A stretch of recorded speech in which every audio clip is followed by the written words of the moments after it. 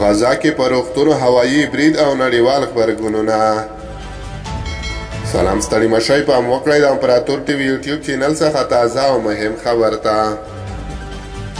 د فلسطین روغتیا وزارت وايي په غزه تلانګه کې پر یوه روغتون د اسرائیلو الوتکو د برید په پایله کې لږ تر لږه 1500 تنه وژل شوي او سلګونه نور ټپیان شوي دي.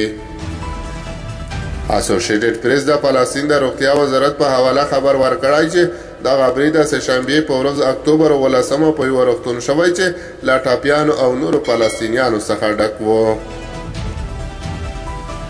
د راپور له مخې دغه روغتون الهلې نومیږي او برید د ودانۍ د ویجاړېدو لامل شوی دی.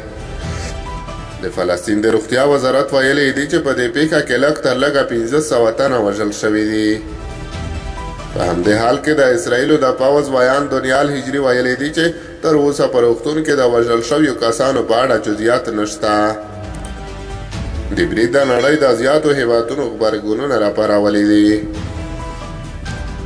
د سعودي حکومت د برید یو جنایت او له نړیوالو قوانینو سرغړونه بللې ده. د ترکیې ولسمشر رجب طیب اردوغان ویلي چې د روغتون په نښه کول د اسرائیلو د بریدونو یوه بېلګه وه چې له خورا اساسي انساني ارزښتونو څخه بې برخې دي. اردن هم په یو بیان کې د غزې پر روغتون خونړی برید په اړه پر اسرائیلو پړه اچولې ده. مصر هم پر دغه روغتون هوایي برید غندلی او له نړیوالې ټولنې غوښتي چې د تاوتریخوالي د مخنیوي لپاره سمدستي مداخله وکړي. د پاکستان د بهرنیو چارو وزارت هم د یوې بیانیې په خپرولو سره په الهلي روغتون حمله غندلې او له هیوادونو یې غوښتي چې د اسرائیلو د حملې او د غزې د بشري کلهبندۍ مخه ونیسي. د روغتیا د نړیوال سازمان مشر هم پر دغه روغتون برید غندلی او د روغتیایي مرکزونو د ساتنې غوښتنه یې کړې ده.